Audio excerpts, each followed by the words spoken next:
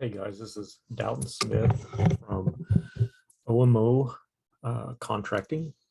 If you want to see more of my videos, go to omodalton.com,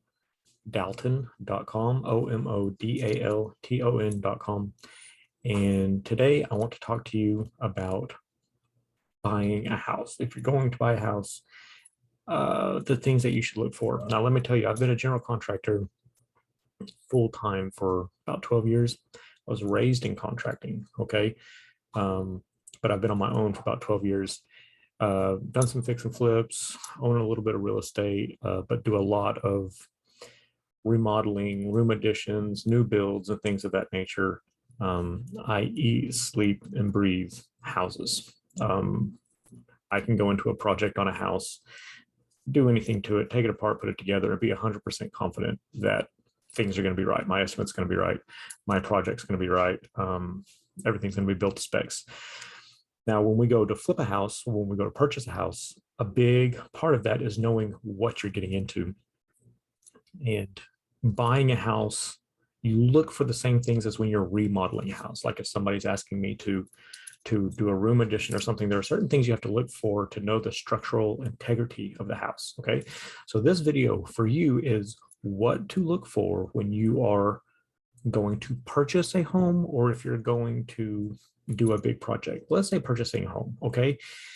Now I'm a drawer, so things that I tell you I'm going to draw out and I'm going to show you a picture, okay? Because that's the way my brain works. I'm not a good editor, so I won't be inserting pictures. So let's say you've done all your research, right? This is the house for you, right? Good neighborhood, blah, blah, blah, blah, blah. So we're driving up to the house, okay? First, I want you to know if the house is on the top of a hill or on the bottom of a hill, okay? If the house is on the top of a hill, most likely drainage is going to be fine and the soil under the house is going to be fine. But the lower you go down into a hill, the more you're going to get into softer ground. A lot of times water is rerouted around things because of streets and things of that nature. But nevertheless, these are classically wet areas. And the thing you have to know is when neighborhoods get low, they may have rerouted the water, but the water table is higher in that area, or at least it can be in a lot of instances. So what you want to look for, like, is this a place that usually handles a lot of water? You want to see if there's like big drainage areas, you know, when they have those massive, like 4, 6, 8, 12-foot drainage channels in the ground, you know, those big cement channels that you can ride bikes in and stuff, right? If one of those are around, you're in a low-lying area. And that's when you need to start looking for foundation issues. And that's one of the biggest things I look for when I go to purchase a home is the foundation. So are we up or are we down in elevation, right? And this can be pretty gradual. It doesn't have to be like a mountain or a big hill. Just are we up or are we down? Okay. As you're driving into the neighborhood, what are you doing, up or down? Okay. As you come into the neighborhood, especially on the street that you're buying on and the 2 streets around it, look and see how the other houses are doing foundation wise, just driving by. And what we're going to be looking for is cracked sidewalks. Okay, so when the sidewalk, you know, sidewalks are poured in squares and they have the little lines that go through them, right, so that they can shift. If the sidewalk is shifted, right, we know there's a little bit of a foundation issue there. There's dirt movement there. We're going to look at the driveway, cracks in the driveway, okay, especially where the garage door is, where the driveway meets the little lip, the 1-foot lip that comes out of the garage door. It's usually movement right there. That's where the driveway, let's say that's where the pad and the house meet, kind of, you know what I mean? We want to look for shifting there, okay? You're also going to walk around the house and you're going to look for cracks in the mortar of the brick. And usually the crack is going to go like a lightning bolt down through the bricks, right? It's going to be in the mortar and the bricks are going to just have pulled apart. Anything there is going to be pretty easy to spot. And you, at least where I'm at, you have to put foundation issues into the contract, okay? We're also going to look for bricks separating where it meets the trim on the house at the top, the freeze plate, the freeze board.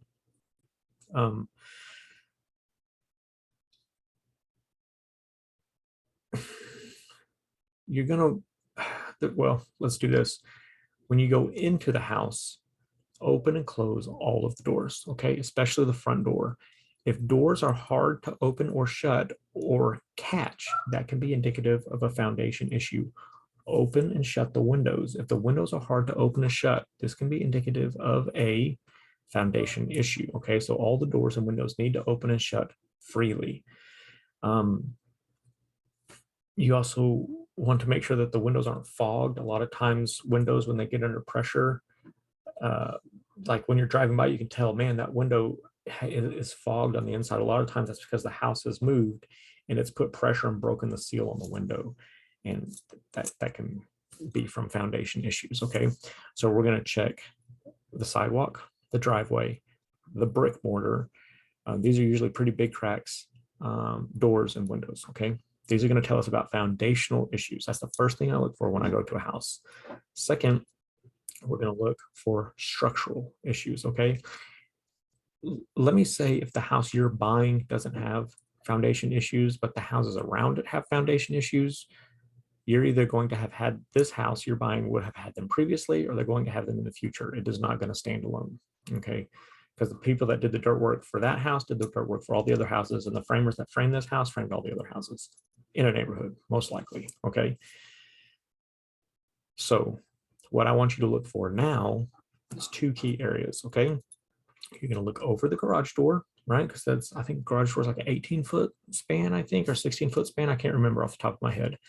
You're just gonna look at the garage door and see if the top of the garage door is sway back, okay? If the garage door does one of these numbers, not the garage door, the trim above the garage door, right? If it sways like this, we know that the framers were not paying attention, right? Or that they were cutting corners in the framing. If we've got a sway over the garage, we're most likely going to have sway in other areas.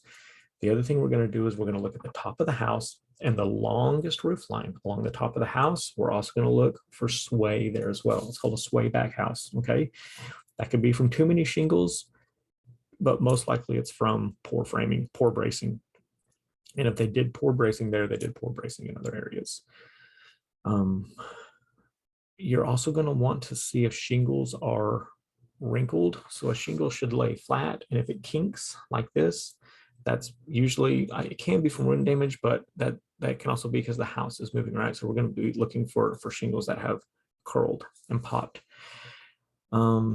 Cracks are usually above windows, in the corners of windows, framing cracks, foundation cracks, above doors and windows. When you go into the house, look in the look at the sheetrock. Cracks are going to happen above doors, at the corners, at the tops of doors, in the ceiling. These are all showing you that there are foundation issues. If it's a tile floor or cement floor, definitely look at the floor. If there's a crack, the garage is a great place. Look at the garage floor. If there's a crack running through the garage floor, this is a foundation issue, okay? And foundation issues are expensive to replace. And after you fix it, you have to put it in the contract that you fixed it. So just know it. I'm not saying not to buy a house with foundation issues. I'm just saying you're going to spend 10 grand fast on a house with foundation issues, okay? So after that, we're going to go to the breaker box. That's where I would go and look at the electrical. What you want to see is nothing out of the ordinary. You just want the breakers there, kind of clean looking, nothing broken off, nothing a different color than anything else.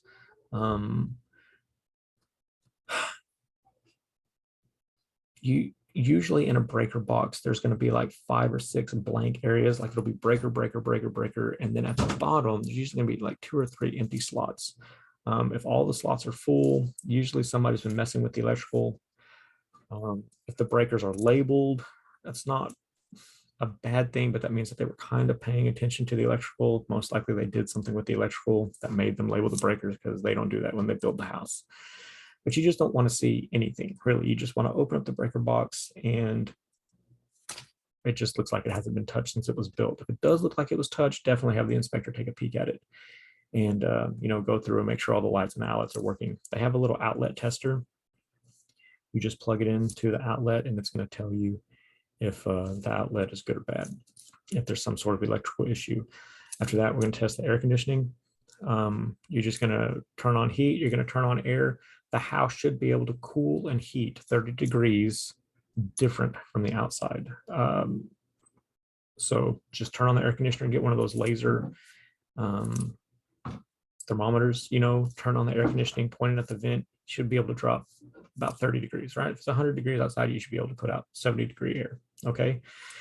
We're going to peek up in the attic and make sure there's insulation. The insulation should be the top of the floor joists. So when you look in the attic, there are the joists, floor joists, ceiling joists, that the sheetrock is nailed to. You just look in at the bottom of the attic and the insulation should be to the top of the rafters. If not, the house is going to be hard to cool and or heat. It's just something I look for because that can be expensive and people can ask for that. We're going to go run all the sinks, fill all the sinks up with water, stop them up, fill them up with water, and then pull the drain and let the sink drain water as quickly as it can. And just look underneath for leaks. Go to the hot water heater and look for any rust around the bottom and around the top, and any water pooled around the outside of it. Turn on the faucets and see if rust comes out of the pipes. Let's see, I guess on first inspection, I guess that would be just about it. At least this will get you started. I do offer remote contracting for people. So if you're going to go look at a house and you have any questions, just email me, get a hold of me. Go to my website, OMO Dalton, that's OMODALTON.com. If you are fixing and flipping and you want to fund your own flip, I do have some great tools for that, some good secrets for that. And go to my website and check that out as well. I hope this helps. You're more than welcome to reach out to me. Good luck in your venture.